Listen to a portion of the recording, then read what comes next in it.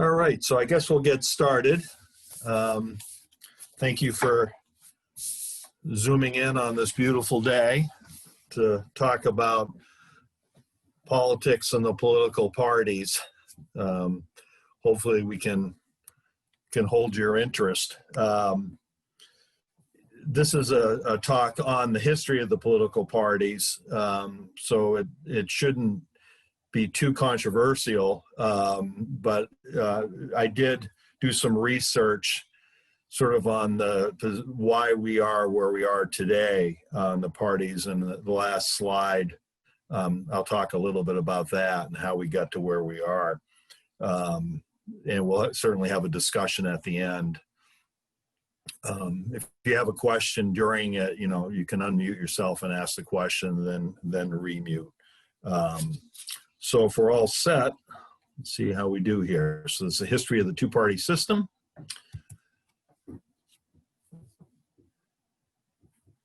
And this I found in the Atlantic magazine,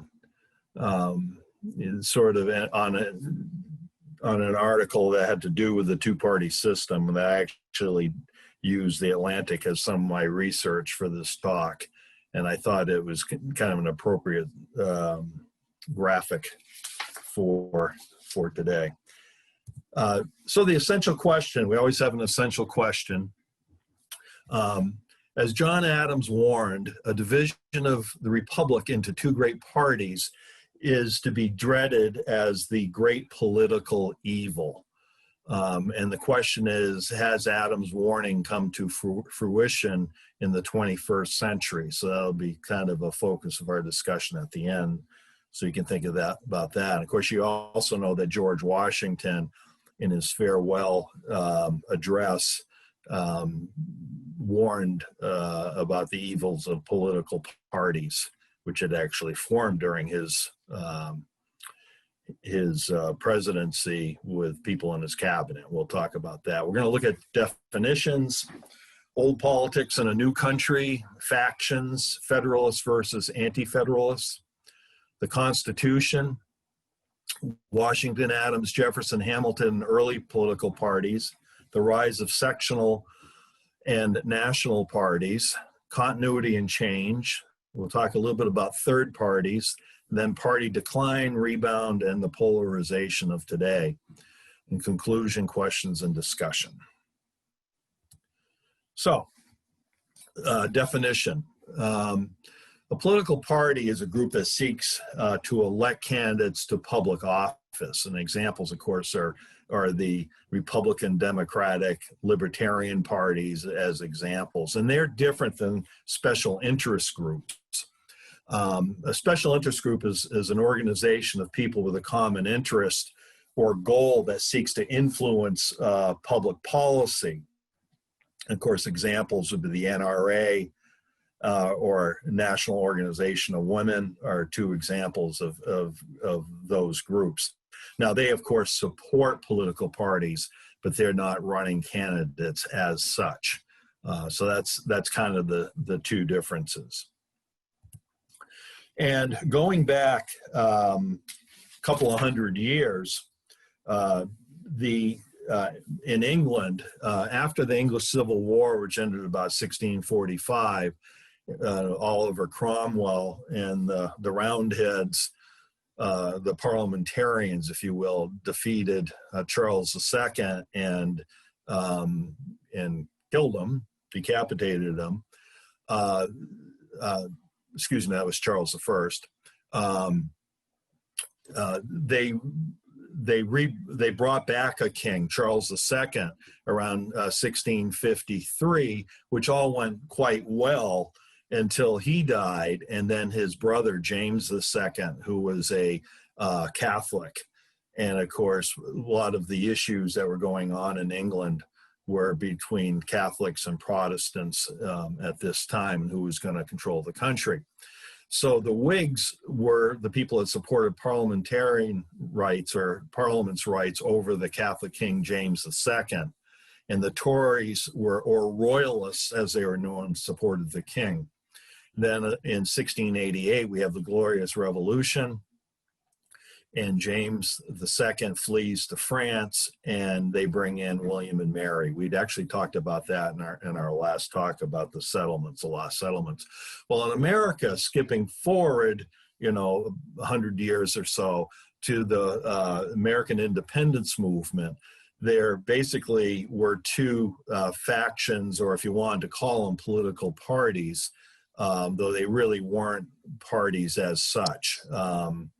They were the Whigs or Patriots, and the term patriot was first used by Franklin in a letter, Benjamin Franklin, and they favored independence from England based on Republican, and I underlined the small r, not the party, but the Republican ideals, the democratic ideals, if you will. They believed that they had morality on their side, and that the king and parliament had violated their rights as Englishmen. Now the Tories, and there were a lot of Tories in America, they wanted to remain part of England and viewed Parliament and King George III as legitimate authority. The Tories tended to be older and wealthier.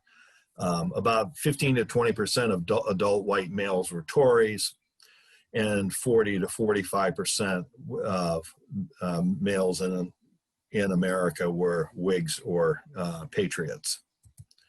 And of course, we have the famous signing of the Declaration of Independence by the Patriots and the Loyalists or Tories landing in Canada, because many of them fled New England and New York and sailed up to the Canadian Maritimes for safety. America after independence. In 1781, the war is actually still officially going on. It doesn't end until 1783, but the Congress ratified the Articles of Confederation, which was our first national government, which was really very loose government. It was basically a confederation of states, meaning that they would agree, but the states individually retained their sovereignty, in other words, the ultimate power. And the national government could not do a lot. It didn't have a standing army. It couldn't collect taxes. It couldn't sign alliances. There were a lot of things that it could not do. It was very weak. Now, during the politics during the Confederation period mainly pitted business interests on the eastern seaboard cities against inland agricultural interests within each state. And a perfect example of this happened right here in Massachusetts, which was Shays' Rebellion in 86 and 87 in Western Massachusetts. And it pitted Western Massachusetts farmers versus the Boston elite. And it was actually over taxes. The farmers were losing their farms because they couldn't pay the war taxes or the debts that have been incurred by the state of Massachusetts in the war. This rebellion, Shays' Rebellion, even though it was not very bloody and it ended very quickly, really spurred the national leaders to call for a constitutional convention, which of course happens in 1787 in Philadelphia. At the Constitutional Convention, the goal of the framers was to create a central government while still protecting the liberties of the people. And by liberties of the people, we're really talking about minority rights. The majority is people supporting a cause or a philosophy are always going to be protected for the most part. But what about the people who don't agree? And this was a really tricky thing that the framers attempted to do, and for the most part did. Now, the political arguments at the convention were over several important issues. One was large state concerns versus small state concerns, or protections, if you will. And that's how we actually ended up with the House of Representatives being based on population and each state having 2 senators to protect both small state and large state rights and concerns. Another problem was the selection and proportionment of representatives in Congress. how many congressmen or representatives would represent each state, and that was, and how would the voting go? Suffrage, who would be allowed to vote? Well, they couldn't agree on the suffrage issue, so that was left up to the states. And of course, the federal government through Supreme Court cases have taken back quite a bit of that, but the states are still very important in the vote, in the voting process, as we know today. We'll talk about that a little bit later. There were no formal political parties during the convention, but once again, they were the business interests on the coastal cities versus the agricultural interests inland. Ratification of the Constitution was a big issue, and in the Constitution, it said that to replace the Articles of Confederation, 3/4 of the states would have to ratify. So the Federalists were the people in favor of the Constitution. They wanted to abandon the Articles of Confederation. They wanted to curb the power of the states by the central government. They thought that a large republic was the best, and they were supported by the majority. Supporters were wealthy, but also some common citizens as well. Now, the Anti-Federalists were obviously just the opposite. They were against the new Constitution. They wanted to amend the Articles of Confederation. They wanted the states to retain their sovereign power. They thought smaller political groups were better, and they were, a lot of farmers and debtors supported the Anti-Federalists. Now, the Federalist Papers were written by Alexander Hamilton, James Madison, and John Jay. And they're 78 essays, and they're extremely important because they're the main philosophical underpinnings of our government. There was not a lot of philosophical writings in America about democracy. There had been in Europe by the philosophers, of course, but these are the founding fathers actually arguing for the state of New York. These 78 essays were aimed at voters in the state of New York to ratify the new Constitution. Now, two really stand out. One was Federalist number 51, Federalist Paper 51, written by James Madison. And it said that the structure of the new national government, which was separation of powers between the three branches of government, and federalism, which is a separation of powers between the state and the states, plural, and the national government, with each retaining their own power and basically being within the separation of powers, each branch can veto or block too much power from the other branch. And there were certain guaranteed rights for the states. And of course, those have changed somewhat over time as well. So that was 51. Now, number 10, I think is really comes to an important point in our discussion today, because it's about factions. And James Madison again wrote number 10. And he said that, he explained that the Constitution will protect individual liberties, in other words, minority rights, from factions.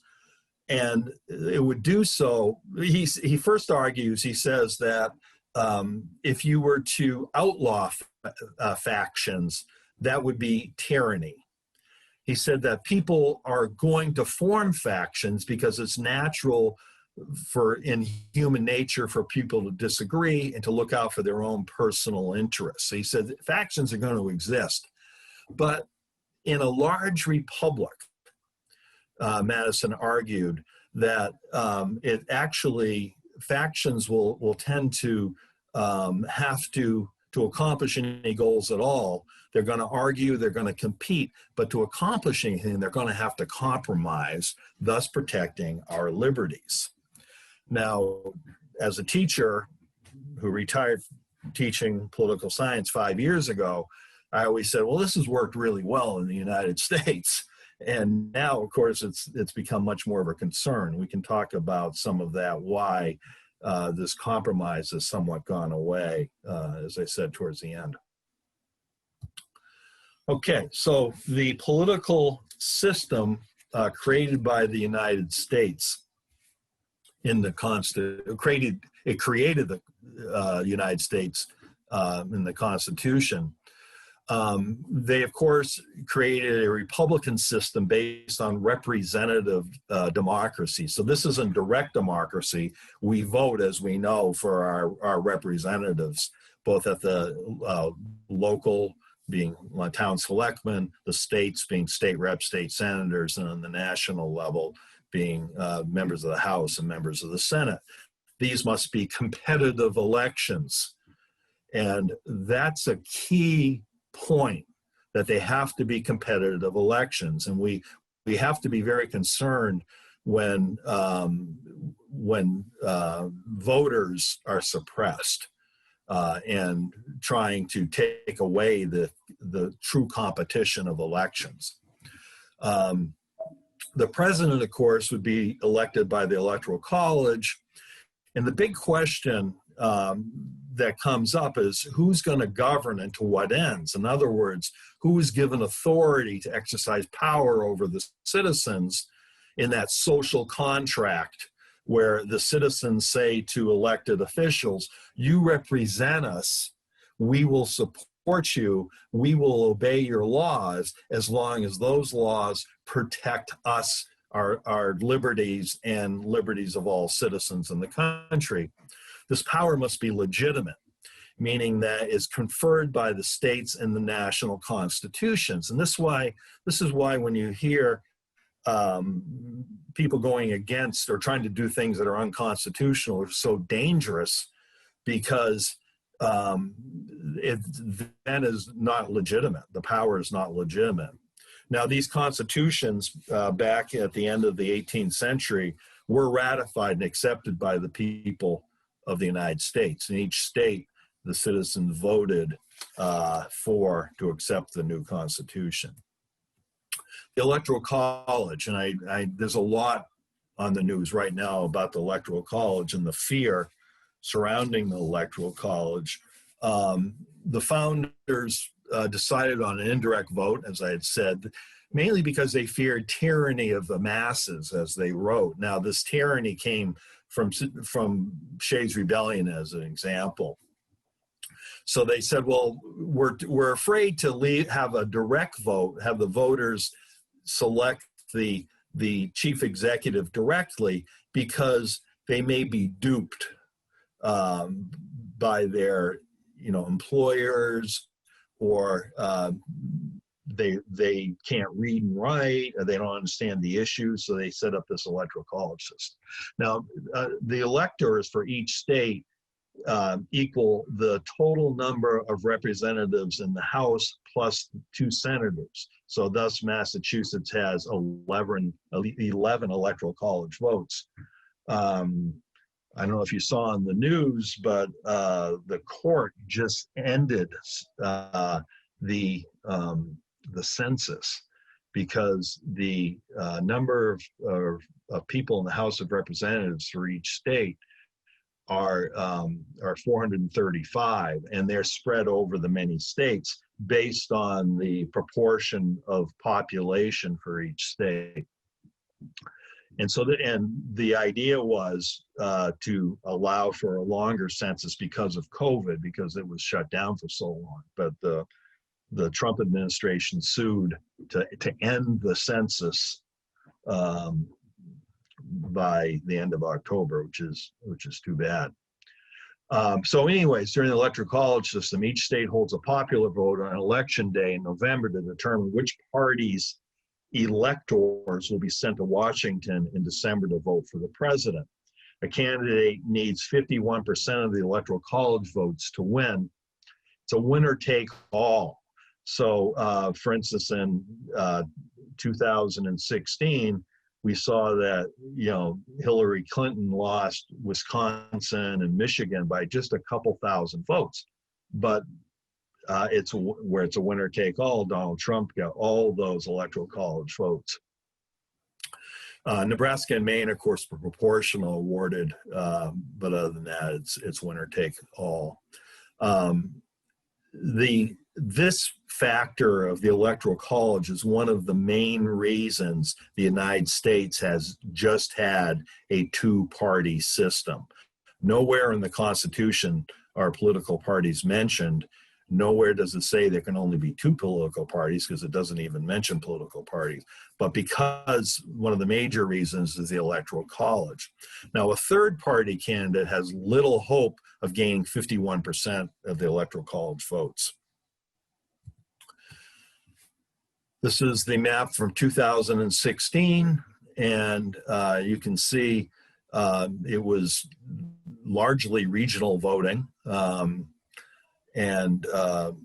Again, Hillary Clinton, if you remember, actually won in the popular vote by almost 5 million, votes, but lost in the Electoral College. And of course, it's the big concern now is the Electoral College as we come up, and which electors will be sent to Washington around December 10th to cast their vote. Will it be, Democratic electors or Republican electors? And Donald Trump has said he's going to challenge if he loses states where there's a lot of mail-in votes. He's going to challenge the legitimacy of that. So that's a concern. Okay, the first political parties, real political parties. Now, Alexander Hamilton is, his followers are called the Hamiltonians, and they would become the Federalist Party. And the Jeffersonians, who of course Thomas Jefferson's followers, would become the Democratic Republican Party. Okay, so Democratic Republicans, not a mistake. Okay, the Federalists versus Democratic Republicans. And again, we'll go down the Federalist list. They were wealthy Atlantic seaboard merchants, manufacturers, lawyers, and church leaders. They favored the wealthy being the leaders in government. Now, this is interesting for constitutional interpretation. So we're talking here about the Supreme Court. They favored a loose or elastic interpretation of the Constitution, which is kind of switched from what we see today, because the Republican Party today, the modern Republican Party, favor a strict or literal interpretation. The reason the Federalists wanted a loose interpretation is that they're trying to gain more power for the national government over the state governments. They favored a national bank. They wanted either New York or Philadelphia to be the federal district, the home of the national government. And in international alliances, they favored Great Britain. The Democratic Republicans, they were small farmers or owners of farms, agricultural workers, and wage earners, though many wage earners at this point could not vote. They wanted the common man to be elected to government. They favored a strict or literal interpretation because they wanted to limit the power of the national government. They were against the national bank. They wanted the federal district to be located in the South, and they favored France.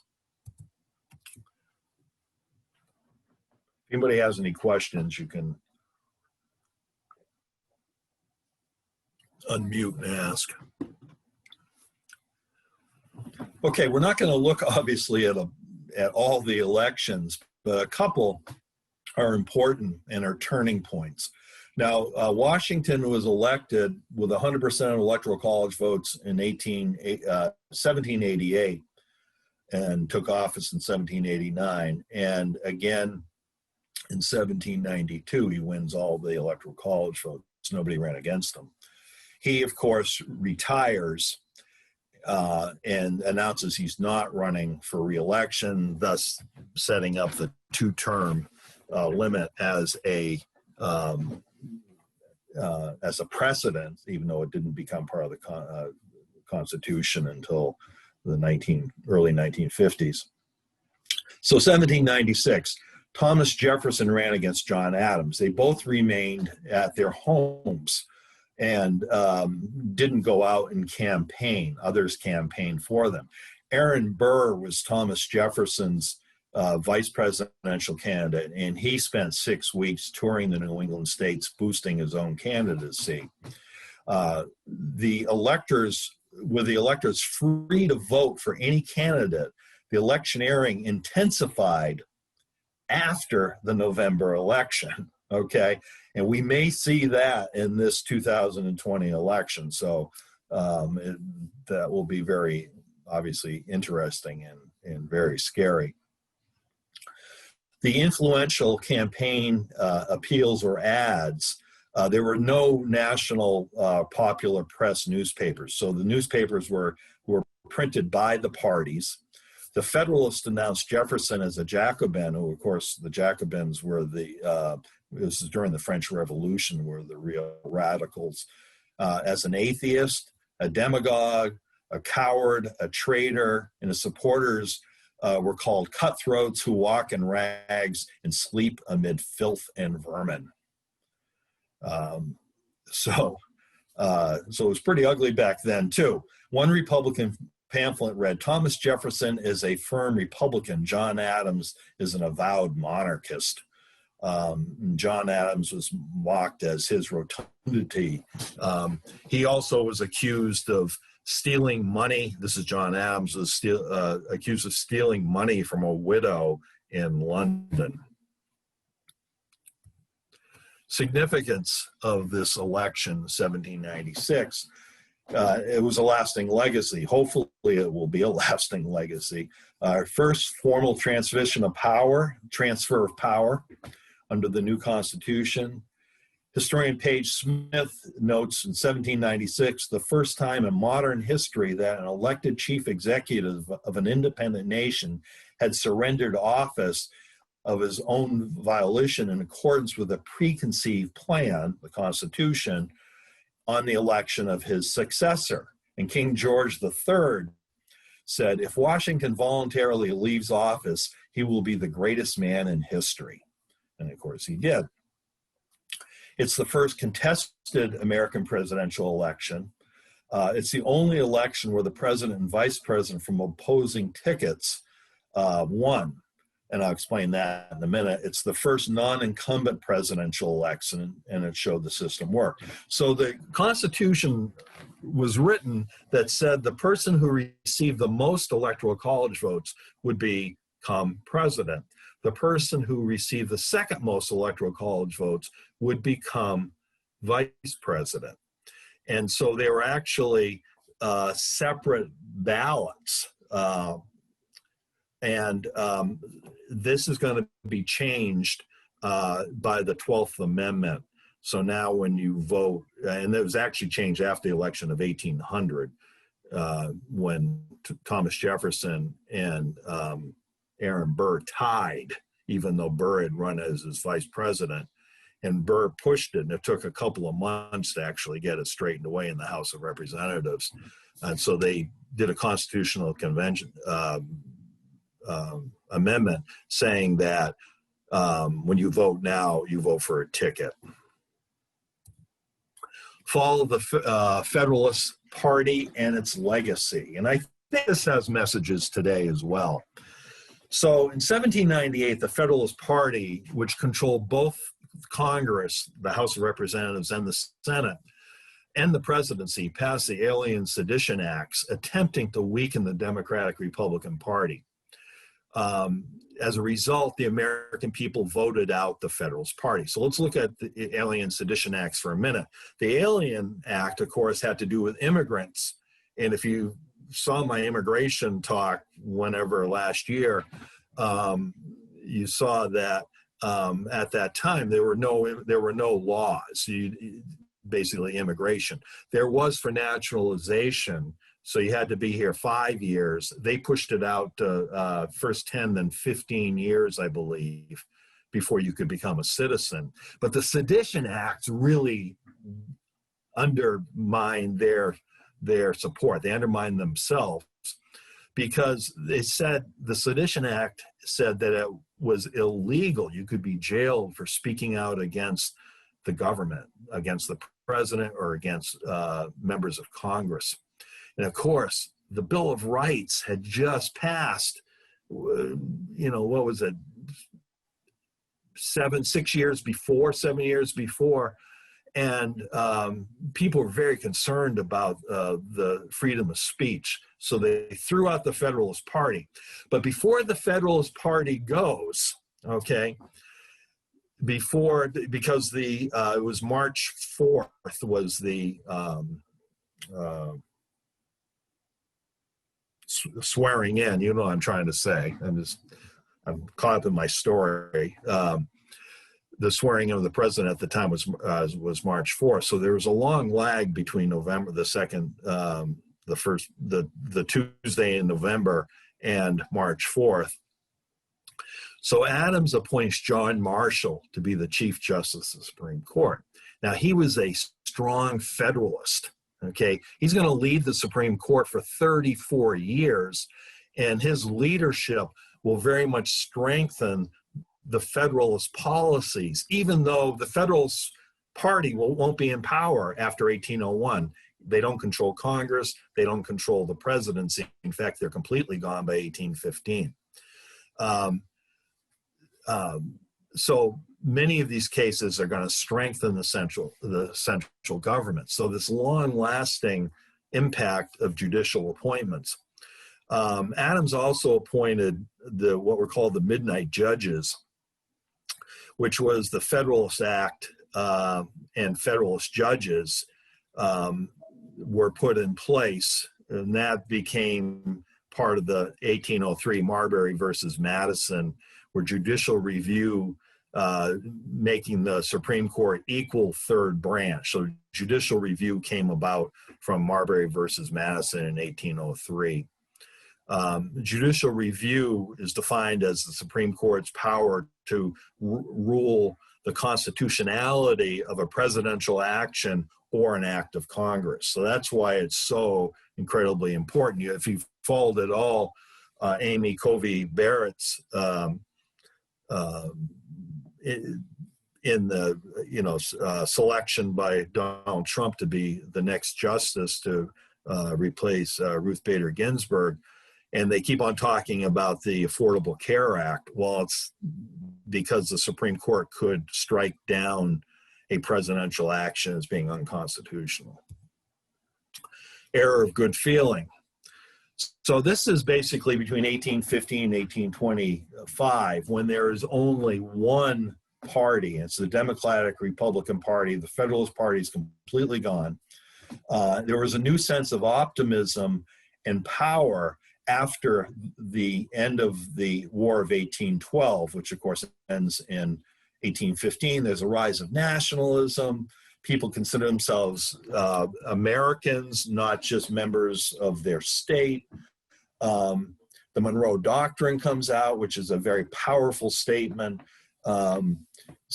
basically saying America will be the protector of all the Americas, Central and South America, plus North America, and America's closed to European colonization. In 1816, Henry Clay is going to become known as the Great Compromiser, introduces the American system to have protective tariffs. Okay, we've certainly seen that in the news in the last year or so.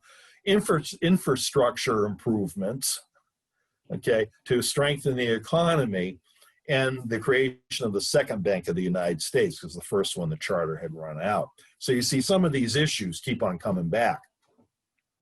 Now, 1820, of course, the slavery issue comes up, and it's settled by the Missouri Compromise, with Missouri coming in as a slave state, Maine coming in as a free state, and no extension of slavery north of latitude 3630. The reason that they had to balance is because of the Senate. Okay, if slave states or abolition states gained the upper hand in the Senate, then they could have voted slavery out or made it permanent. So that's why this is such a big issue, which we could do a whole talk just on that, because it's actually pretty interesting. But anyways, Democratic control of the White House and Congress is going to fall apart in the election of 1824. So the election of 1824, there's 4 regional Democratic Republican candidates. Of course, there's John Quincy Adams, John Adams' son, and he had been Secretary of State under Monroe. There was William H. Crawford from Georgia, who had been Secretary of Treasury under Monroe. There was Henry Clay, the great compromiser, but at this point, he is the Speaker of the House of Representatives. And of course, there's Andrew Jackson of Tennessee, who's a senator, but he's a famous war general from the War of 1812, plus the Indian fighter against the Indians in Florida. Now, what's going to happen is Jackson wins the most votes, popular votes, followed by Adams, followed by Clay, and then finally Crawford. But Adams does not receive 51% of the Electoral College vote. So what happens? It goes to the House of Representatives, okay? So the election went into the House of Representatives, and who was the Speaker of the House of Representatives? Was Henry Clay. Now, he wasn't one of the top 2 vote getters, so he wasn't in line to be president. But what he did was he threw his support to John Quincy Adams, okay, who, remember, had received less popular votes than Andrew Jackson. And John Quincy Adams is elected president, and John Quincy Adams immediately appoints Henry Clay to be Secretary of State. Now, what's the big deal about Secretary of State? Jefferson had been Secretary of State.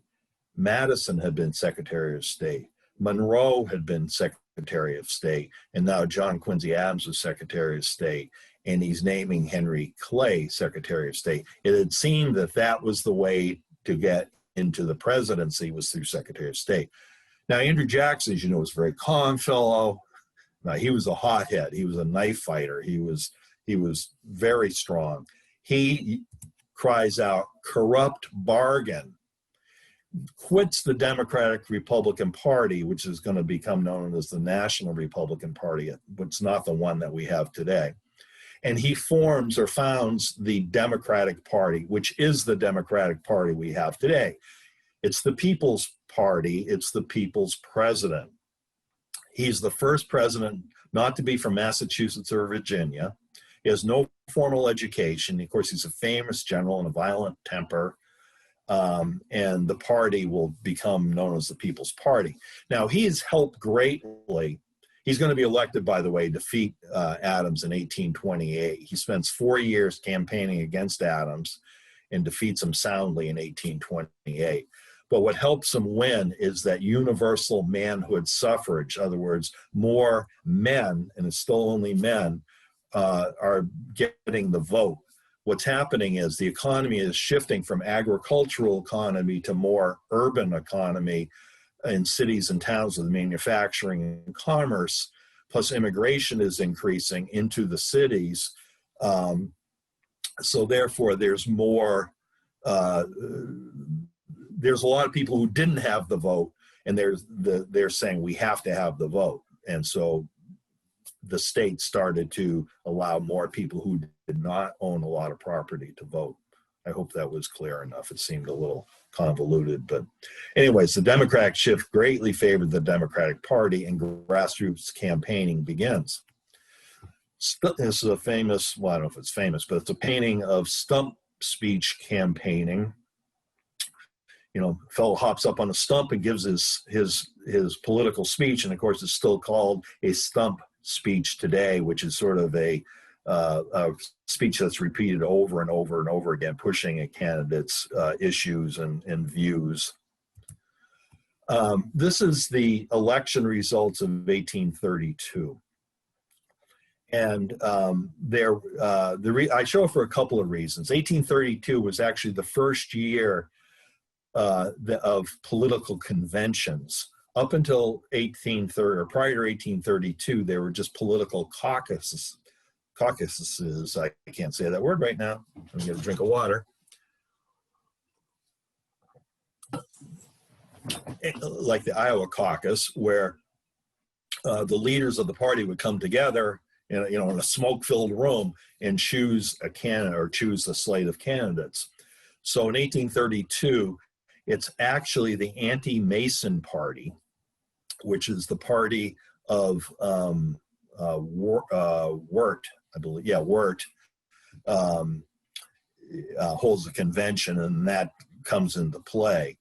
Floyd, who was in the Green in South Carolina, no, it's North South Carolina, excuse me.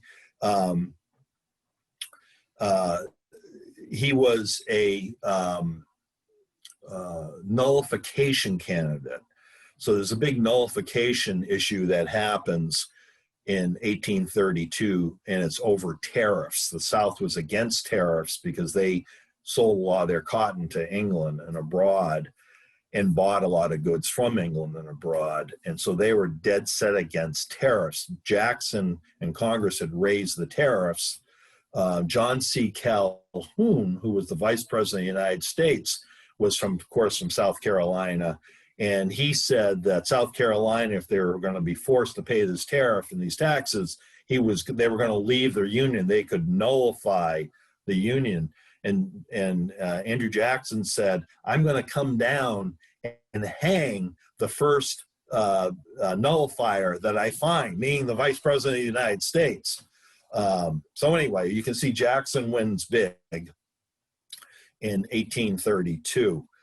The cartoon, if you see down the bottom, I don't know if it's clear enough, it says King Andrew I. Andrew Jackson was ruled against several times, his actions by the Supreme Court, totally ignored it. 3 times on the Indian transportation or movement or forcing the Indians to go west to Oklahoma.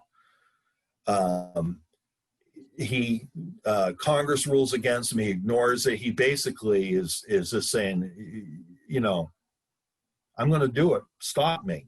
Okay. So that's going to actually change the name of the National Republican Party to become known as the Whig Party, which was the party in England that was against the king. So that's how the Whig Party.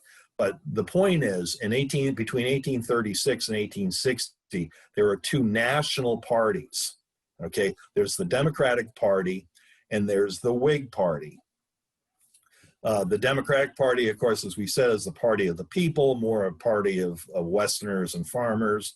The Whig Party is, again, represented by wealthy merchants, entrepreneurs, financial people, but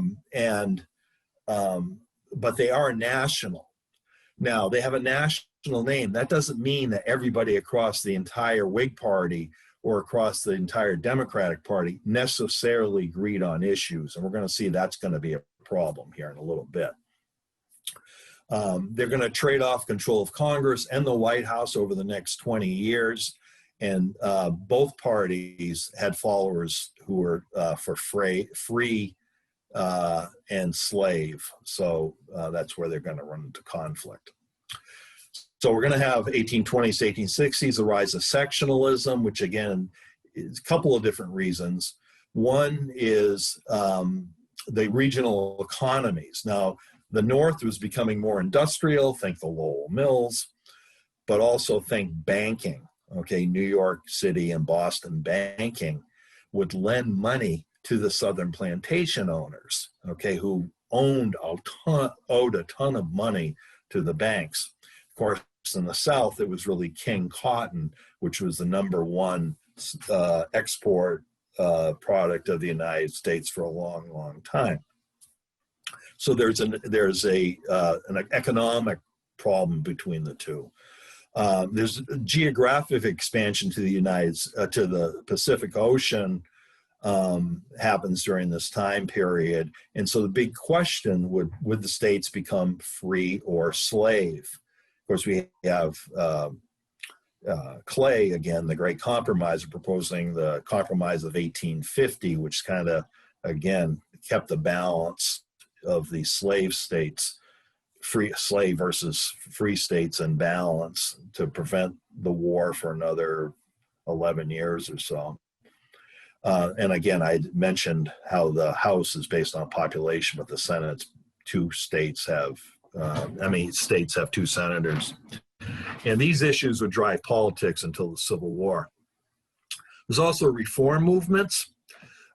Many were led by women through their church groups. There was a suffrage movement with Seneca Falls, public education, of course, here in Massachusetts, Horace Mann, Dorothea Dix, the prison and mental health reforms, abolition movement, Uncle Tom's Cabin, Harriet Beecher Stowe, another Massachusetts gal.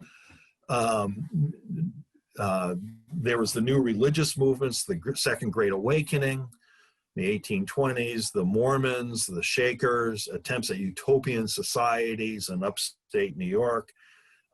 These reform movements were mostly in the North, and they further divided the country. The South was conservative and was much more rural, and so the big plantation owners really controlled the politics, and reform movements didn't get. An example, Massachusetts, of course, gets public education in 1640. The southern states don't get public education until the 1870s. Okay, so the issues divided the two national parties. So you had Northern and Southern Whigs, and you had Northern and Southern Democrats, okay? During this period, the presidents from both parties attempted to ignore the slavery issue. So you get elected president, and you would say, oh, it's going to work itself out. Don't worry about it. It's going to work itself out. Of course, it never did. During this period, the presidents, like I just said that, ignored. The divide led to the splintering of the existing national parties and the founding of a new coalition parties, okay? So this is going to be a realignment, basically, of the political parties. So the Republicans Party, which is the modern Republican Party, is going to come out of the Free Soil Whigs and the Free Soil Democrats. So they were an anti-slavery party. And the American Whig Party were former Whigs, and the American or Know Nothing Party, which were anti-immigration. Okay, so we're up to significant changes here. Let me catch up with my notes.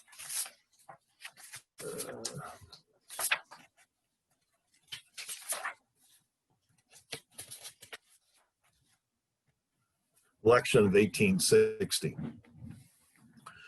Significant changes. Of course, there were four candidates. This is a famous election, so you probably know about it.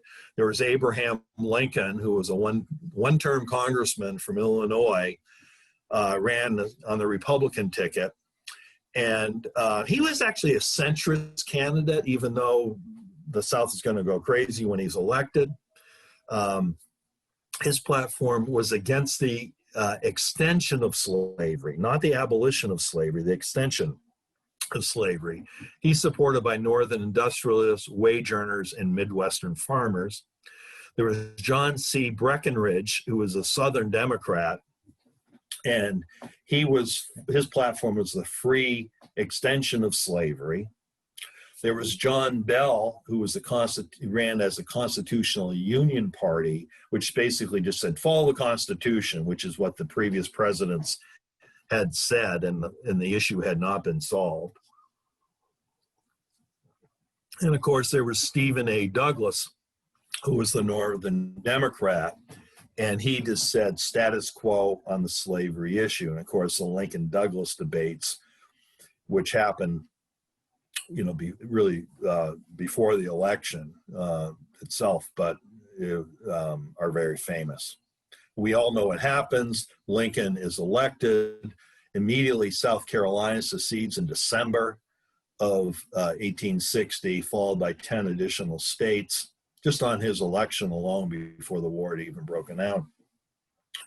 In the North, during the Civil War, the Republican and Northern Democratic parties actually fought for control of the government. Now, the radical Republicans, which sounds funny, but radical Republicans gained control of Congress. They were very pro-abolitionist, like violently abolitionist, and wanted to punish the South. Lincoln was not a radical Republican. He favored forgiveness for the South, not punishment. And abolition was not popular throughout much of the North. We think of the North being all abolitionists. It wasn't at all. There was a strong abolitionist movement, but it wasn't like it was fully supported by the people in the North. Lincoln runs for re-election in 1864, and he doesn't actually run as a Republican. He runs under the National Union Party, which is a coalition party between himself and a Tennessee Democrat, Andrew Johnson, who's as I said, is a Democrat. And they defeat the Democratic candidate, who is General George McClellan, who had been fired by Lincoln because he basically wasn't successful. And of course, right after the election, right after the end of the war, excuse me, not the election, the end of the war in 1865, Lincoln's assassinated, and Lee's surrender happens, and there's turmoil in Washington. Of course, Lee surrenders just before Lincoln's assassination by days.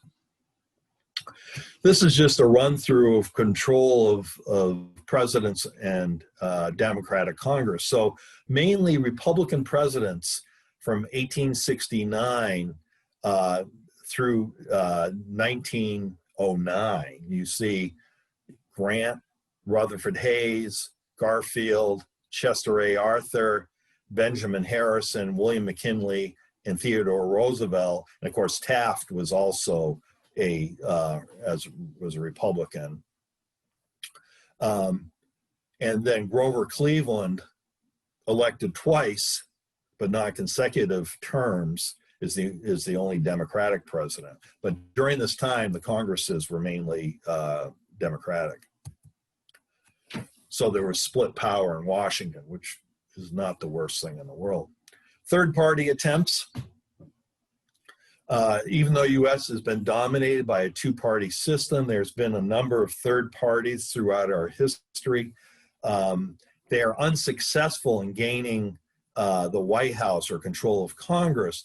But the thing that's important about third parties is that they put forward new issues, okay? And think back to 2000, 20 years ago, right? The Green Party, and the Green Party's been around before 2000, but they put forward environmental issues. Now, of course, the environment is a major part of the platform of the Democratic Party. That came about from the Green Party. Libertarian Party, which is a party that favors very small government and very, very low, if any, taxes, of course, has been a lot of their platform has been adopted by the Republican Party. The Libertarian Party is actually there for very open social issues, which the Republican Party hasn't adopted. But anyway, late 19th and 20th century third parties was the Populist Party, led by Bryan, which came out of Midwestern farmers who were fighting against the railroad conglomerates, and the communist and socialist parties and workers and labor union parties, especially in the early 20th century, actually got some pretty good support. The Bull Moose Party, which of course was Teddy Roosevelt in the election of 1912, and the Prohibition Party. And we know how that turned out. So, Republican Democratic parties in the late 19th and 20th centuries. The two major parties were powerful during this time period. Congress was actually extremely powerful during this time period, more powerful than the presidency, as the founding fathers wanted it to be. They wanted Congress to be the major leader of our government. Republicans gained support of business leaders, growing middle class in the North and Northeast. Think of, you could put Teddy Roosevelt and Taft in there, but they were actually reformer Republicans. But Harding, Coolidge, and Hoover were very much pro-business Republican presidents. Teddy Roosevelt and Taft were trust busters, and so big business didn't like them. The Democrats gained support from Midwestern farmers, as I had said, and workers in the growing cities. The Solid South always voted Democrat for Democratic candidates, and President Wilson and Franklin Delano Roosevelt were the two Democrats that actually were supported by the Solid South, which was Democratic. Remember, we're going to get to when it becomes Republican in a little bit in that realignment. The state and city politics were dominated by political machines, quite often Democrats, the most famous being Tammany Hall, led by William Boss Tweed, who basically provided social services in exchange for votes, and then would get his people in power, and then through corruption would steal a lot of money from the government. Late 19th and 20th century voting reforms, because these were important, especially today where we're talking about all the issues dealing with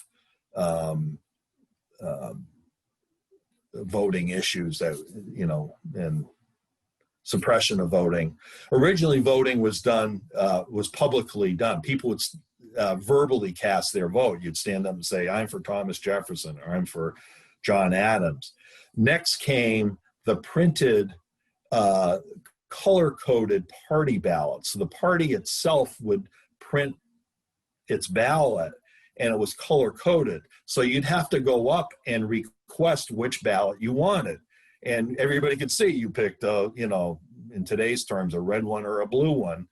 And people were beat up over this. There were, you would be threatened if you didn't vote the way you were supposed to vote.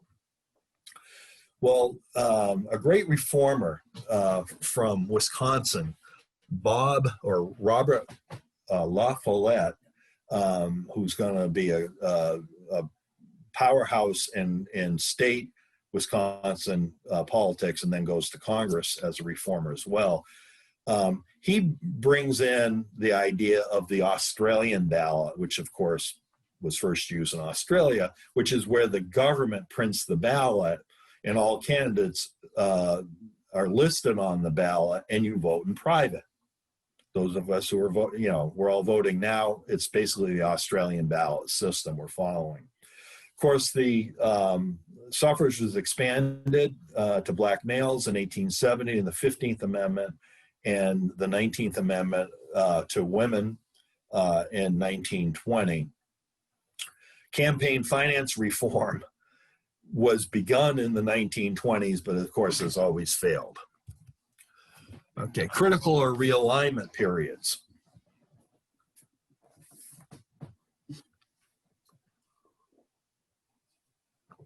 Excuse me.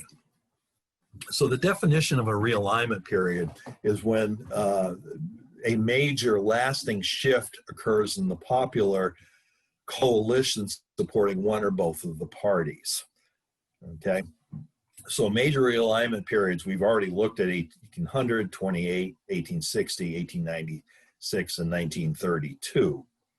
And well, we're going to look at 96 now. William Jennings Bryan, who was actually a Democrat, supported progressive populist platform, while the anti-populist Democrats in the North voted Republican. Okay, so there's a split and change in support there. In 1932, of course, the Great Depression breaks out, and Franklin Delano Roosevelt is elected, and he's supported by urban workers, Northern blacks, Southern whites, Jewish people, and all supported FDR's New Deal platforms. And Jews and Northern blacks had been faithful Republicans up until this point. And then because of the New Deal and Roosevelt's program, they switched to the Democratic Party, and of course have been very loyal Democrats since. Political realignment in the South. Now, this is beginning in 1972. Southern white voters shifted from the Democratic Party to the Republican Party. Okay, what's it over? Why do they do it? Civil rights.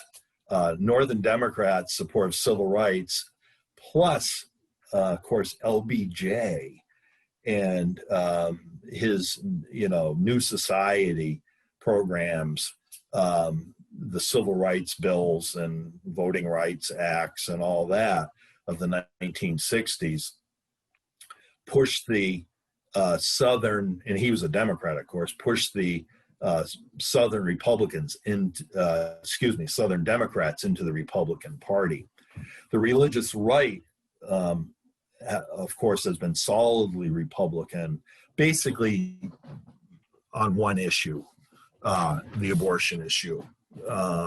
But they've even supported Donald Trump, which is doesn't come across as a real strong Christian man, but they've supported him based on the abortion issue, of course, which is coming up in the Supreme Court discussions right now we're having. Southern African American voters have voted primarily Democrat over the past 80 plus years.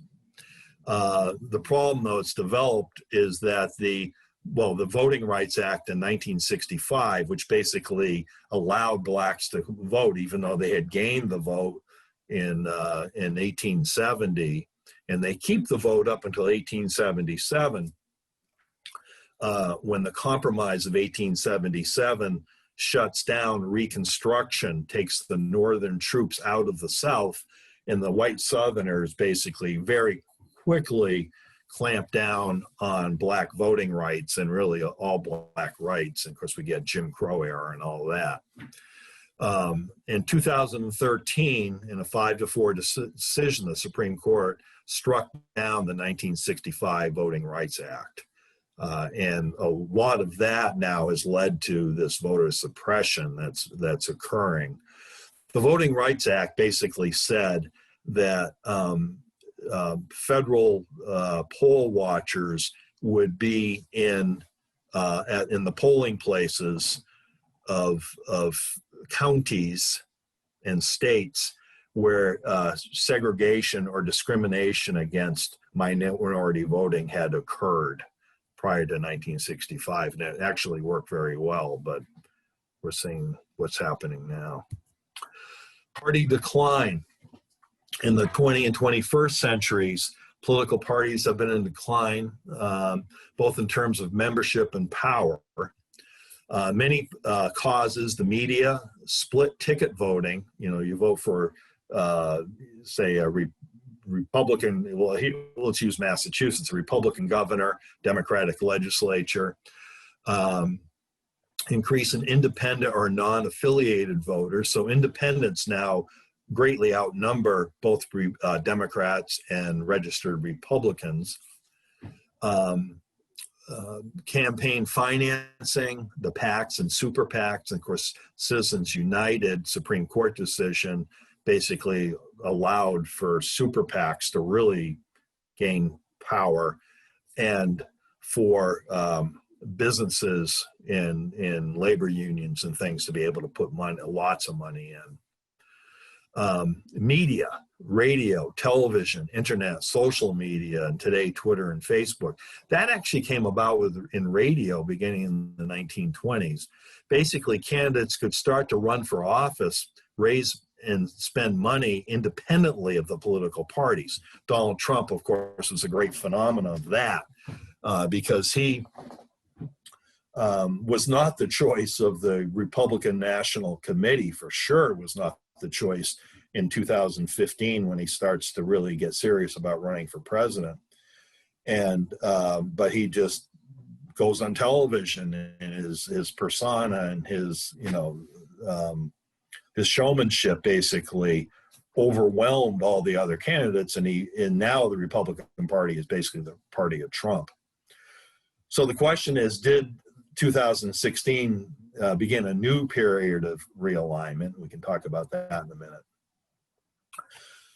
Congress, control in Congress. This is another really important two-party system issue, because the political parties play an important role in Congress. Leadership in both the House and the Senate are based on the majority control of the party.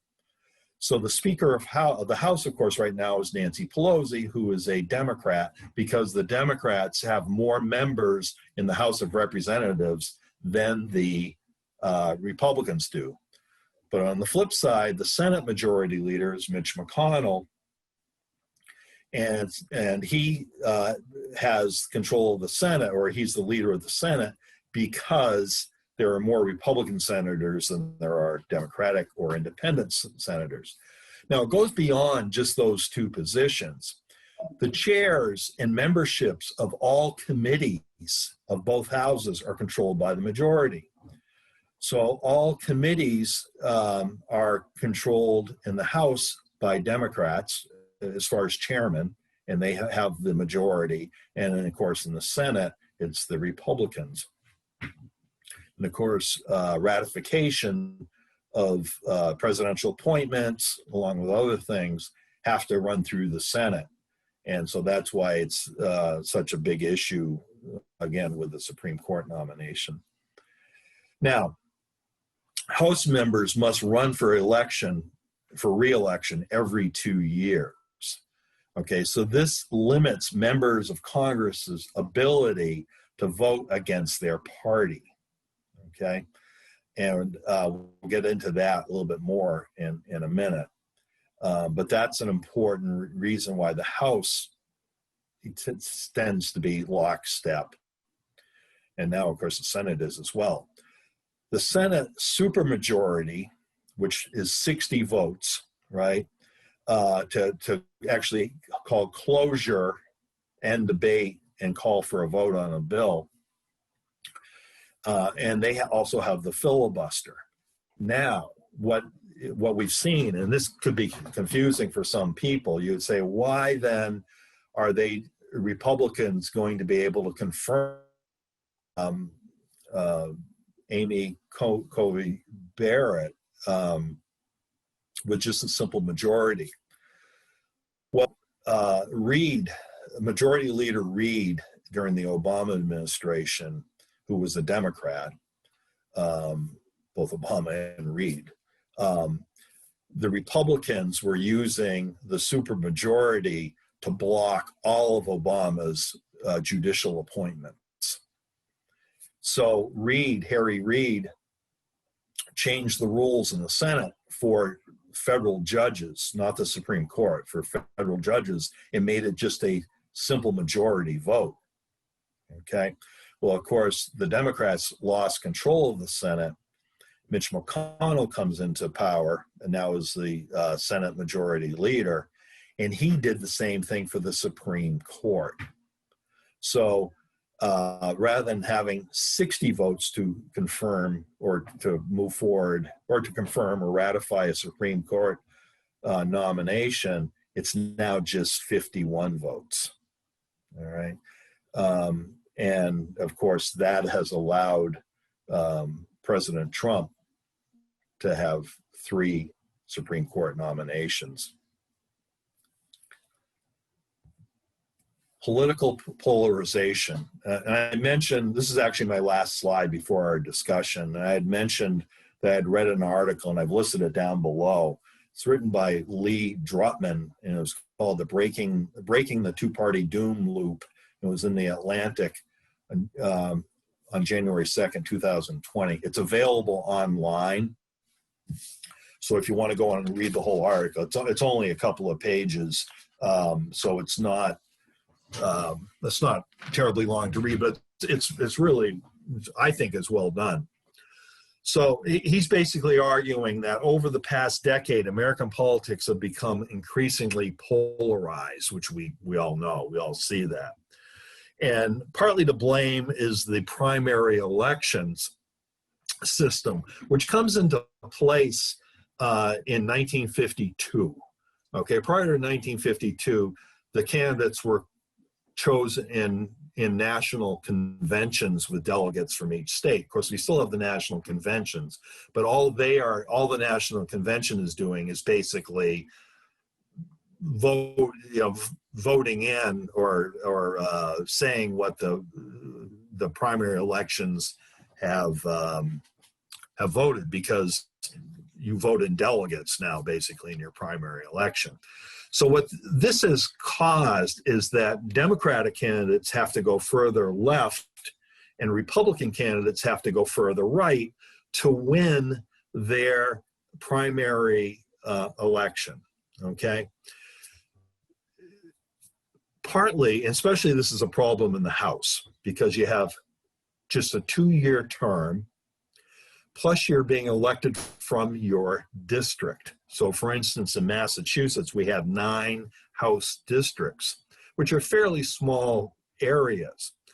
Many of the states, many of the districts throughout the country have been gerrymandered, which comes from the term of Governor Gerry from Massachusetts, actually, back in the end of the 18th century, who designed the shape, if you will, of the districts to guarantee a certain voting outcome.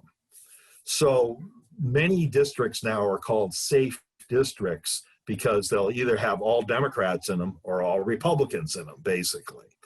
And you'll see some terrible things in some places where African American voters will be spread out, even though they might live in a geographic area.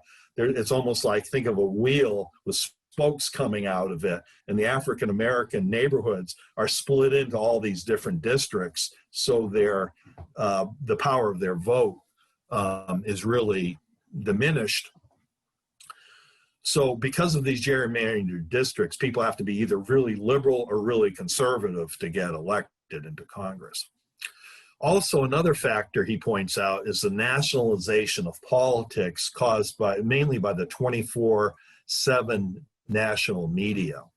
And what he means by this is most voters in America really don't pay attention to local elections. And we see the turnout even in Concord is much lower than what it is when there's a national election, or even statewide elections. Because of the media, they hear 24/7 all about national politics. All about national politics. So they've tended to move away from concerns about state and local elections. Now, why is that important? Well, much of what goes on in our lives are actually decided on the state and local level. There's also, of course, the growing geographical, cultural, partisan split. If you look at the parties and their platforms over most of our history, the platforms were mainly concerned with economic issues, okay? Beginning in the 1970s, what if you want to call them moral issues or social issues, have very much become important, especially in the Republican Party in the southern and Midwestern states. So this is geographic, okay? And that's caused a real partisan split and led to polarization. So these factors have pushed both parties into a top-down leadership, enforcing party discipline and destroying cross-partisan deal-making. You hear all the time the pundits on television saying, why is there not a Republican senator other than Mitt Romney who will stand up against Donald Trump? You hear that all the time, right? It's because when they do, Donald Trump has been very successful in coming into their state, if they're a senator, or their district, or if they're a member of the House, and saying to the Republicans in the state, don't vote for this person, okay, because he's against me. He's not with us. He's not one of us. And so people are afraid to do cross-partisan deal making. And they say that they're afraid to even be seen speaking with a member of the other party because it'll get in their local press and they'll get voted out in their primary election. So candidates depend on the party brand, and loyalty is everything. And the consequence is a genuine two-party system with almost no overlapping at this point. And our last slide before we go to our discussion is basically the questions. Why have the two-party systems dominated? I think that's obvious.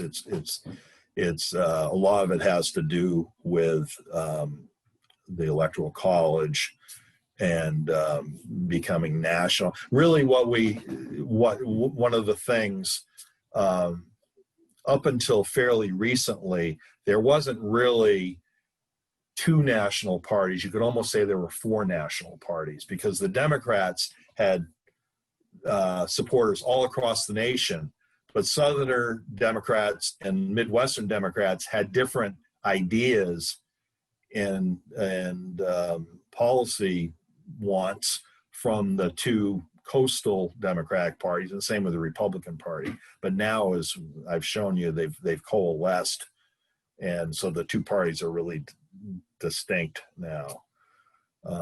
So the essential question: a division of Republic into two great parties is to be dreaded as the great political evil.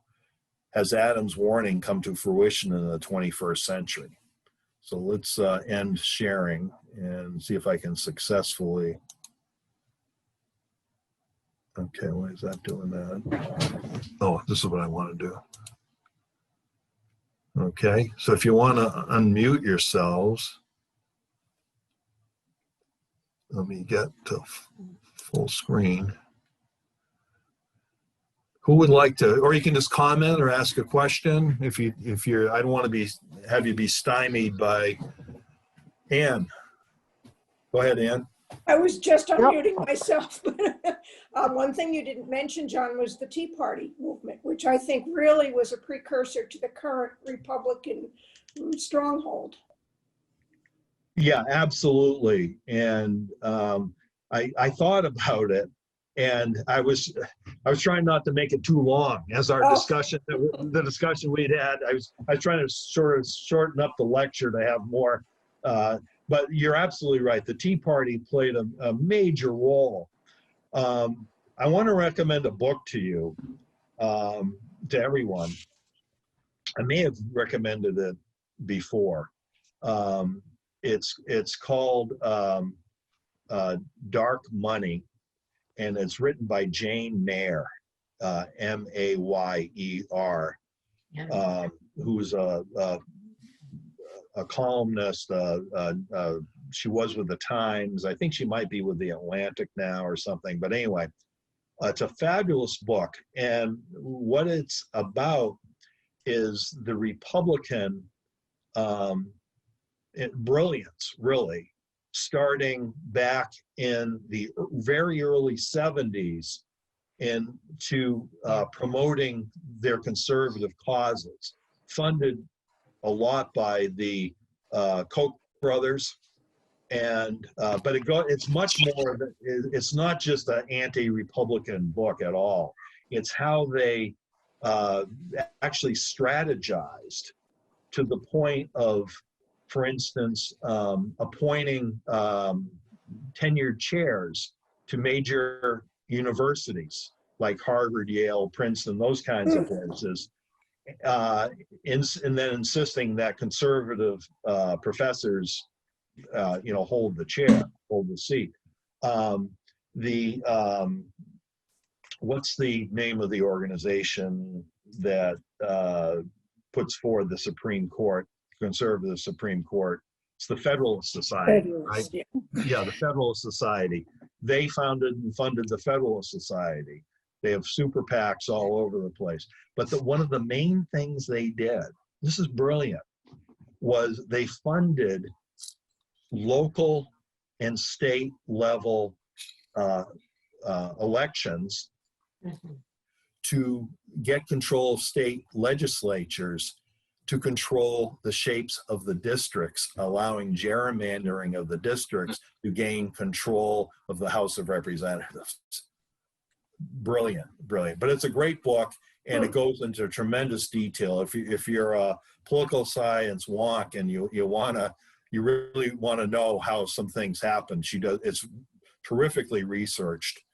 So I would suggest that. But you're right, and she talks about I know why I got on that, and is the Tea Party looked like a grassroots, that's what they pushed it as. It was actually totally funded by the Koch brothers. Yeah, they provided the money. They would send in organizers who would then get these tea parties going, and of course they get control of Congress for quite some time. Someone else. Thank you, Ann.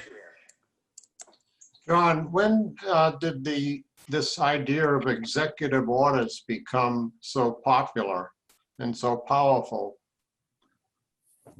The executive orders, you said? Right. When did it become so popular and so powerful? One of it's always been used a little bit, and you'll see, and I used to know some of the numbers specifically, but I can't come up with them now. Bill Clinton, for instance, might have done 10 of them or something like that. When George W. Bush became president, who was his vice president? Dick Cheney, okay? And Dick Cheney was a firm believer in the power of the presidency, and that there really should be no limits to the power of the presidency. And so Cheney, and actually his counsel, his White House counsel, who I forget the guy's name, basically went to Bush. They put pressure on Bush to issue all of these executive orders. So when Congress passes a bill, of course, Congress creates the legislation. It has to be voted in by the president.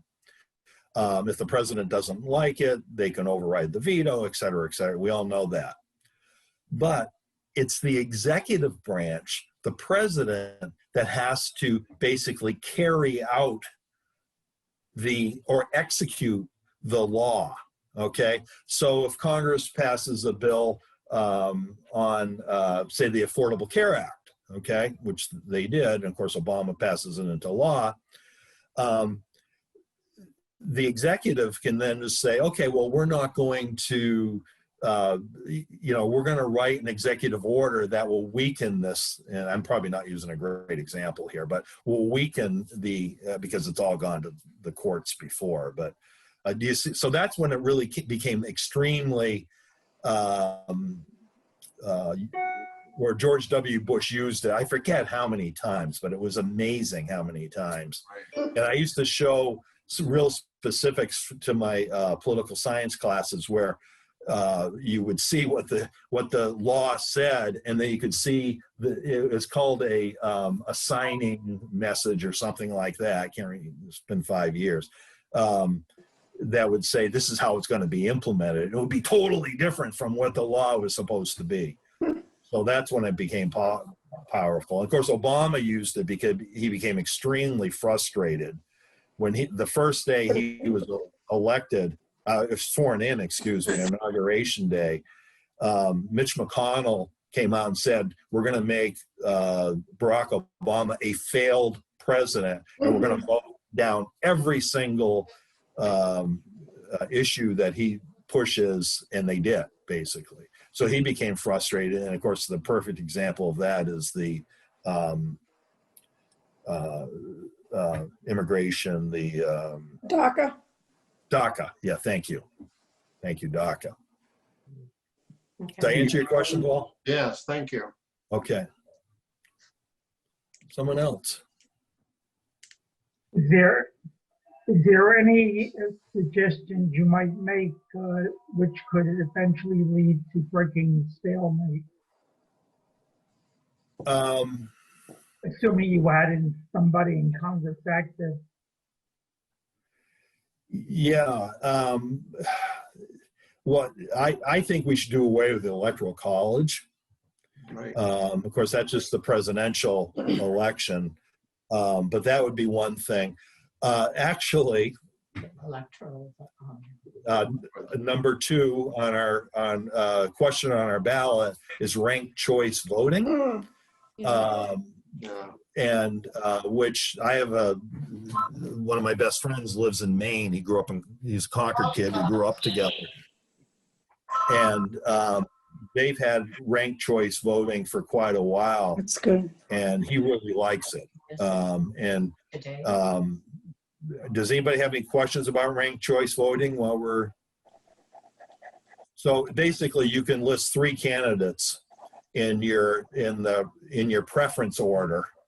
So a third party, say if you're a big environmentalist, people say, well, don't vote for a Green Party candidate because it'll, cost Al Gore the election, right? Which it did.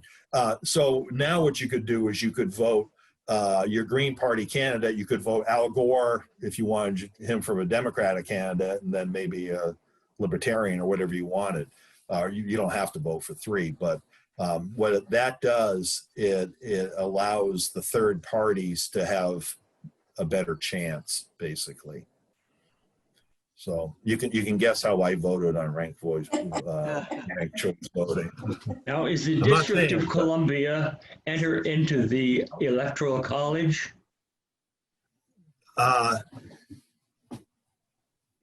Yes. What was the question? Oh. Charles is always the smart kid in the class, and I know this answer, and I've looked it up. The question is somebody look it up for me online real quick here. Does District of Columbia have a, no, I don't think they do, Charles. I don't think so. No, they don't. Now that I'm thinking about it. No, they don't. Neither does Puerto Rico. Does the District of Columbia have a senator? No. A They have, representative?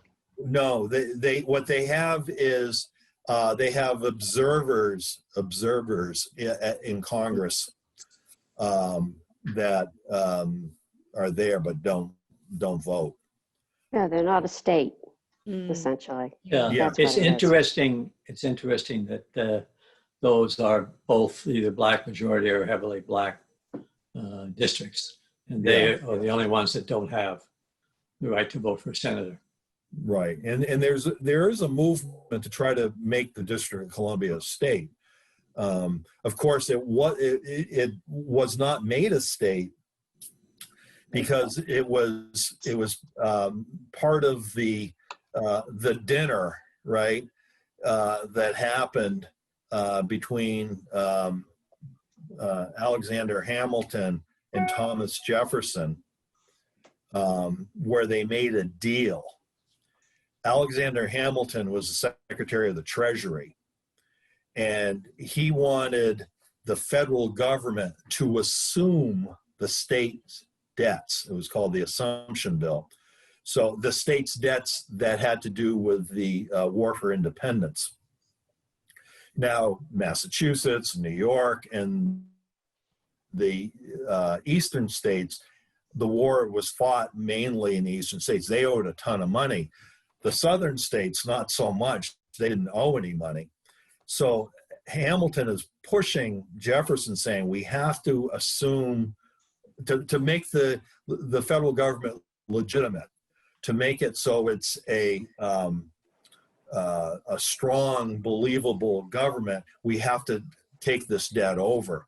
Jefferson said, there's no way. So they come up with a bargain, and the bargain was, if you will put the federal district in the South, so they carved out that little, how many square miles it is, 20 square miles or whatever, out of Virginia and Maryland, basically. You put it there, which was considered the South, then we'll allow the federal government, we Southerners will allow the federal government to assume the state's debts. Okay. That's probably more than you want to know. Hey, John.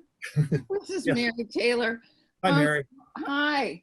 What was the book you were talking about a little bit earlier that had a lot of information in it? Dark Money by Dark Money. Jane Mayer, Mayer. I think it's Mayer. Okay, Dark Money. Okay, that's what I wanted to know. Thanks, John. It was It's very really, informative. it's really terrific.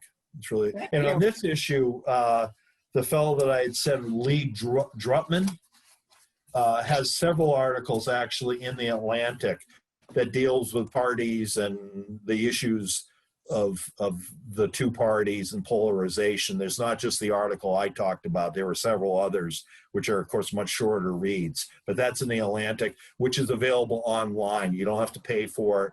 If you just put in Lee I think it's Drutman, right? There's my final page here. Oh, I think it's Drutman. Anyway. What month was that, John? Well, the article I referred to was January 2nd, 2020. He also had a good article in November, but if you type in his name and the Atlantic, his articles will come up. As I said, they're free. And that's DRUMMOND? No, I think it's DRUT. Oh, Let me see if I can just, I closed out my PowerPoint, but I printed off my notes. So I just need to flip through them quickly here. I could just look up Electoral College. That'll probably bring it up. Yeah, our parties in the Atlantic. I'll come up with here in a minute. That's okay. Thank you for Man, checking. did I make a mess of these notes? Okay. We really enjoy your My presentation. daughter, the professor, said, you got to have notes on paper next to you so you can see some of the people in your Always talk. listen to These Dory. young people, they know everything. Yeah, I know it. Okay. It's all right. Somebody else, comment or Part of the question? One other thing, John, part of the other problem with money is that congressmen have to raise money every other year. They never finish the whole raising money situation. So they're indebted to the PACs and the dark money and such and so. Absolutely. If you read, or a congressman, or you hear congressmen talking about their week, they spend a significant amount of time each week, their entire term, on the phone raising money. It's just And they crazy. can't do it from their office. They have to leave their office and go to a separate building. Yeah, so I guess somebody had asked, how do you get out of it? Maybe federal funding of congressional campaigns as well. Probably would be a really good idea. Oh, the Republicans would love that. Yeah. Other questions or comments? John, what about this supermajority? How does that get changed? Okay, so really interesting article I read this week on that. It can be for instance, okay, and the article was actually talking about race relations, Black Lives Matter, and the big move nationally to improve the life for minorities basically in the country. And so it said, okay, so the Democrats win back the Senate. Okay, say the Democrats win back the Senate, and they start to push forward additional civil rights acts or new voting right act, those types of things. And the Republicans keep on blocking it using this supermajority, because right now the only simple majority are for federal judges and now for the Supreme Court justices. All the other laws are still under supermajority, which makes it hard to pass a bill, but it forces compromise. So the article was basically saying that the Democrats, if they actually win the Senate, are going to be under tremendous pressure to end the supermajority completely in the Senate, end the filibuster, and just basically go for a simple majority. Okay. So that's how you, so basically in Congress, both in the House of Representatives and in the Senate, make their own rules. Okay. Not for who can get elected, because that's stated in the Constitution and in an amendment to the 13th Amendment to the Constitution. But as far as all their procedures, it's all made by within the House or within the Senate. So that's the only way it can happen, and it could happen by a party vote. So it's just by a majority of the party that controls the Senate? Basically, it would have to be. That's a good.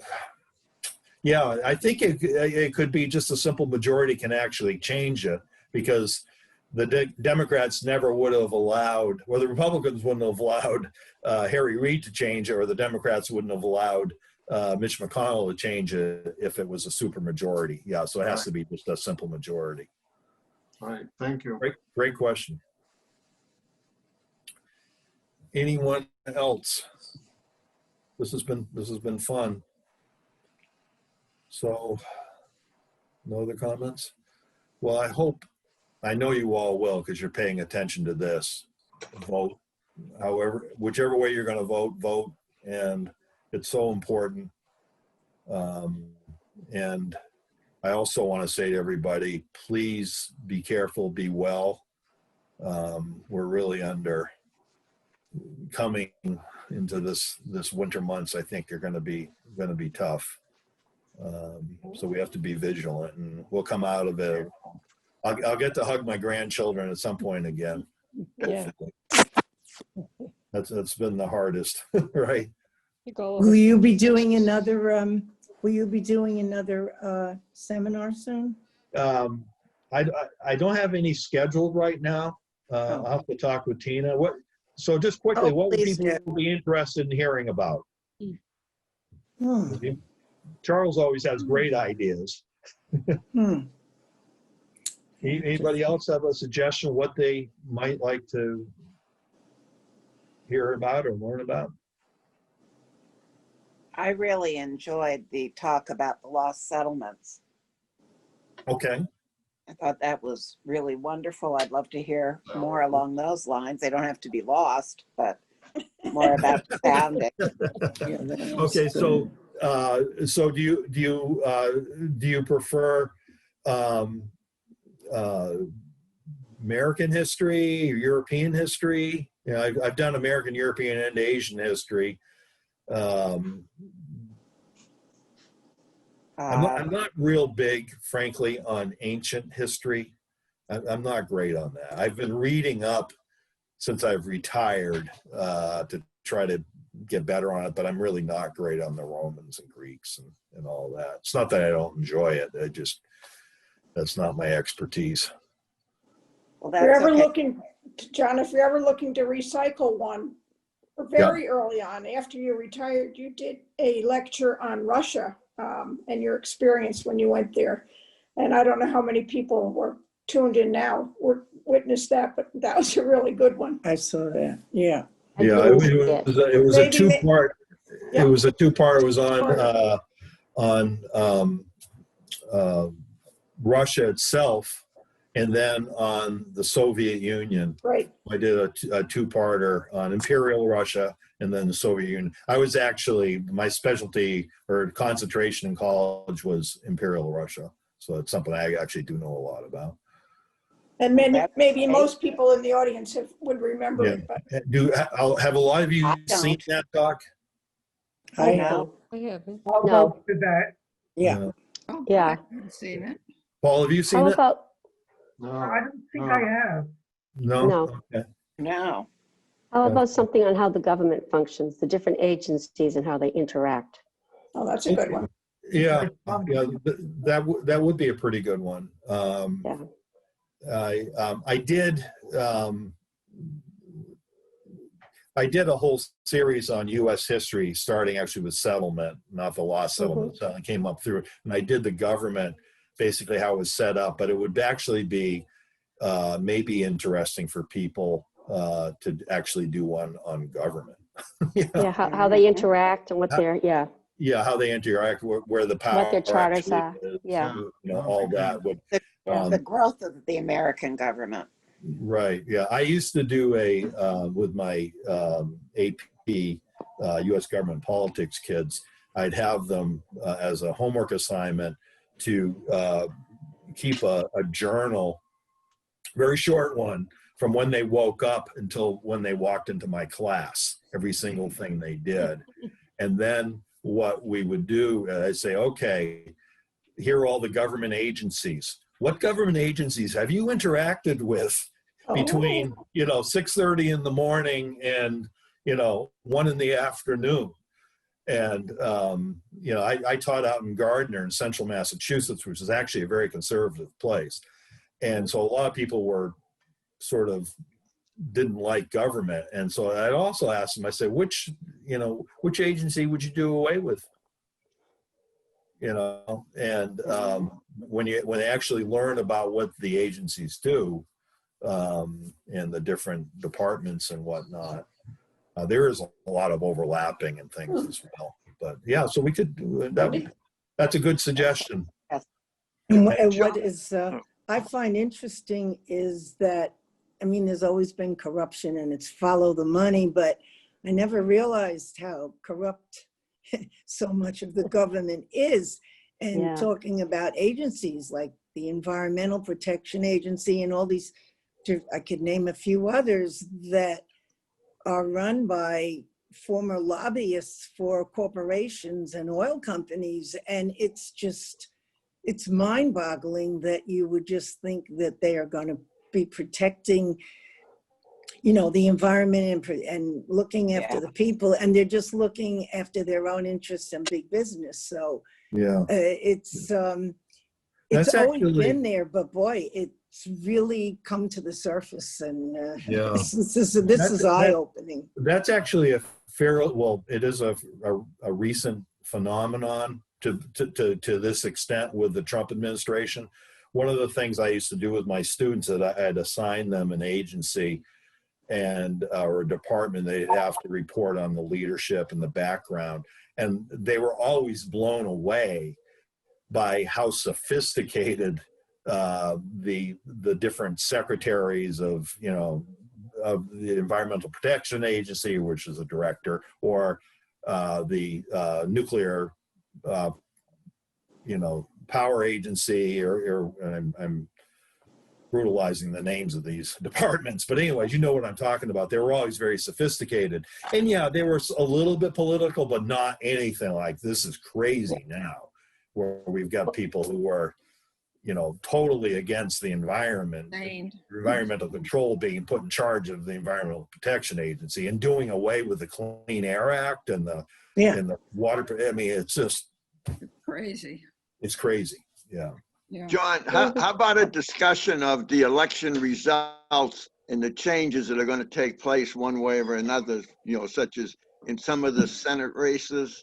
Once we see the results, I think there might be some good discussion between then and January. Oh, you're a hot ticket, sir. You're a hot ticket. And that's why Jack Murray is one of the best teachers Concord Carlisle High School ever had. Thank you, John. Would people be interested in that? Yeah. Yes. Yeah. So Jack, you could lead that. That's very good. No, you're the historian. Well, you can help, Jack. You can help. Yeah, that would be fun. Well, I'll talk to Tina about it and see if she dares. She dares, right. we could end up with 500 participants or something, and right. We might have to do breakout rooms or something, which I don't know how to do. Another thing I'm interested in, this is Mary Taylor again, would be Boston used to be a haven for Black citizens, and then things changed. I don't know, was the Irish? I don't know if it was. any particular administration in Boston, but then all these codes and laws came in and it became not a good place for Black citizens. So I don't know, that's kind of, you know, that could be kind of controversial, but it would be interesting to find out. Thank you. Yeah, it would be. I think it would take a heck of a lot of research. But that's, there's got to be a book written about it. I'll try to find one and read it and see what I think.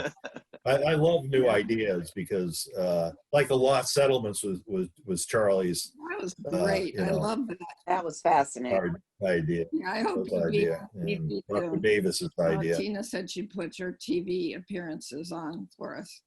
John, how about one like China as a rising power?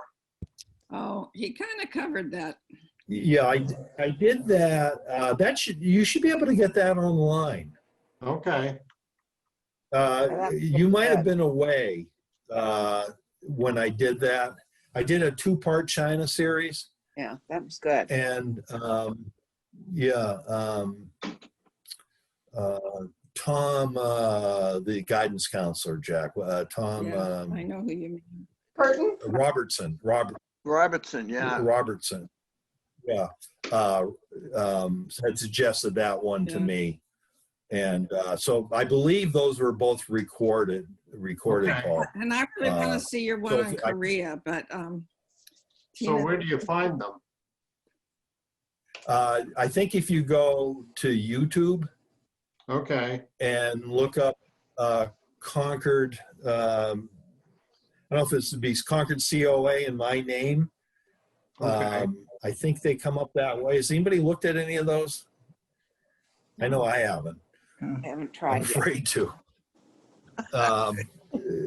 Tina could tell you because they're recording today, and it's through the something network, but I think they actually are shown on YouTube. Okay, great.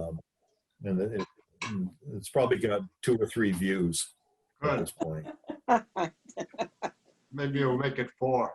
Yeah. John, one of the things I noticed when I was working for the Air Force back in the 90s, President Clinton had a thing about let's trust the contractors. So they originally got rid of engineering jobs, which turns out that was illegal to get rid of. But they also got rid of the data programs. That all our data was kept by the contractor. In the case of the FAA was required to let the contractor do the testing. It was just and these are problems that are now coming back to roost. That's all. You know? Yeah. If you don't have the government, there's certainly been some missteps along the way. Yeah. We lost a lot of control. I'm not as familiar with that as you are. Yeah. Yeah. Well, when you think about it, I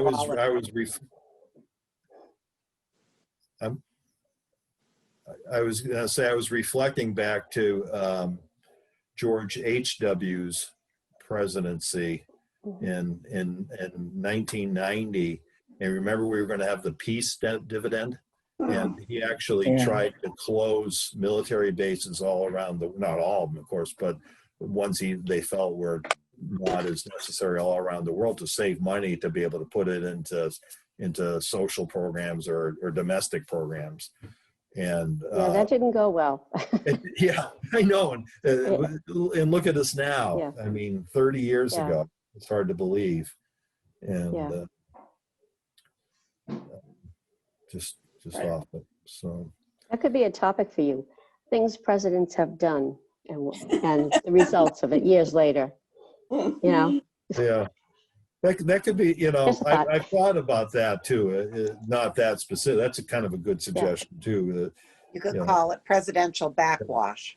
Yeah, or unintended consequences. I mean, I know that the FAA is getting hammered, but I remember when they took the power away from the FAA in charge. So the contractors. So. Yeah. Well, they also went to a lot of self-inspection by the airlines. Right, and that obviously didn't work well either. No. Well, there's a revolve. Speaking of, somebody had asked about government, how government works. There's a it's called the revolving door between government workers, not lifelong workers, but political appointments. Yeah. in different agencies and the industry themselves. So like airline officials will go into government for a while, then come out of government when their president gets voted out of office, go back into the industry. And so there's a tremendous amount of input from all different industries, whether it be education, universities up to Boeings and everybody else. Federal employees are prohibited from that, but political appointees obviously. The political not, appointees so, are not, right, exactly. Yeah. So, well, I guess we've run our route, but Jack, you suggest that to Tina, and I will too. And Okay, I will. if you and I are brave enough to do it, it might be fun. Yeah. Yes.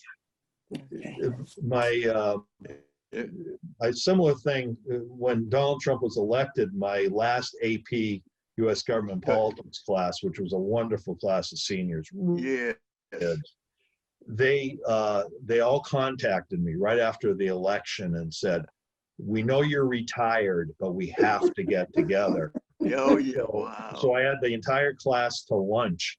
Oh. Wow. And it was very interesting because about a third of them had voted Donald Trump.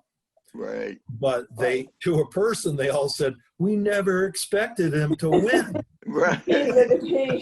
And what are we going to do now? And it was a very interesting discussion. So I would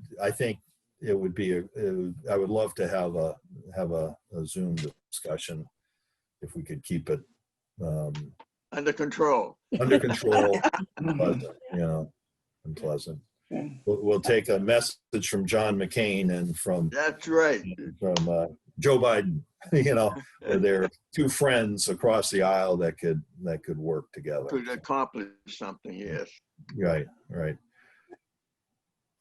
Well, everyone, thank you so much, and you honor me by listening to these things, and it's actually, I like Zoom very much because I get to see the names. Because when you're in front of me in person, most of you, except for the famous ones like Charles. Yeah. Yeah, I don't know who anybody is. So this is great to actually see the names and put faces with names. So thank you very much. Thank you, John. Thank you. Thank you very much.